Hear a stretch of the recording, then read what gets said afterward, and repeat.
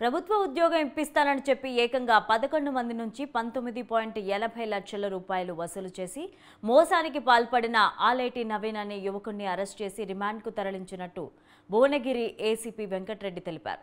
యాదాద్రి భువనగిరి జిల్లా మోటకొండూరు మండలంలోని వట్టూరుకు చెందిన ఆలేటి నవీన్ జిల్లా విద్యాశాఖ కలెక్టర్ కార్యాలయంలో అవుట్సోర్సింగ్ కింద ఉద్యోగాలు ఇప్పిస్తానని కలెక్టర్ సంతకం ఫోర్జరీ చేసి ప్రొసీడింగ్ ఆర్డర్స్ కాపీలు ఇచ్చాడు. అయితే ముత్తిరెడ్డిగూడెంకు చెందిన ప్రవీణ్ అనుమానంతో నిలదీయగా నవీన్ మోసం బయటపడింది. దీంతో భువనగిరి పట్టణ పోలీసులకు ఫిర్యాదు చేశారు. పోలీసులు కేసు నమోదు చేసుకుని నవీన్ రిమాండ్కు తరలించినట్లు వెంకటరెడ్డి తెలిపారు.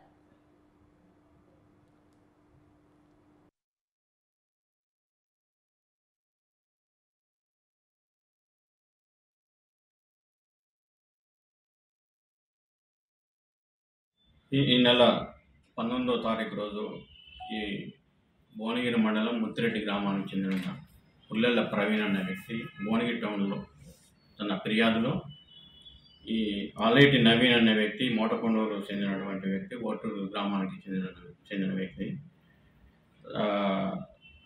తనకు ఈ అవుట్సోర్సింగ్ ఉద్యోగం యాదాద్రి కలెక్టరేట్లో ఇప్పిస్తానని చెప్పేసి 2,05,50,000 తీసుకున్నాడని, మరియు నాతో పాటు కొంతమంది దగ్గర కూడా డబ్బులు తీసుకొని ఫేక్ అపాయింట్మెంట్ లెటర్స్ అవుట్సోర్సింగ్లో ఎడ్యుకేషన్ డిపార్ట్మెంట్లో ఉద్యోగం అని ఒకటి ఇచ్చాడని, అది పోయి నేను వెరిఫై చేయగా అది ఫేక్ లెటర్ అని తెలవగా ఈ కంప్లైంట్ ఇస్తున్నానని చెప్పి తెలియజేయడం జరిగింది.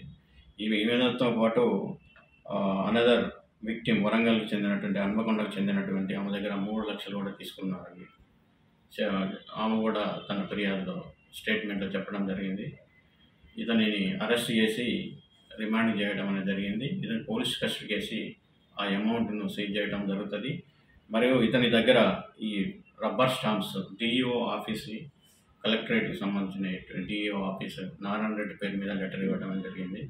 ప్రొసీడింగ్లో వినయ్ కృష్ణారెడ్డి గారి కలెక్టర్ పేరు మీద ఈ ఫేక్ లెటర్ అపాయింట్మెంట్ లెటర్ ఇవ్వడం జరిగింది. ఈ రబ్బర్ స్టాంపును మరియు అతని దగ్గర పల్సర్ బైక్ను సీజ్ చేయడం అనేది జరిగింది. తదుపరి విచారణ అనంతరం ఎంతమందిని మోసం చేసింది అనేది దాన్ని బట్టి మేము స్టేట్మెంట్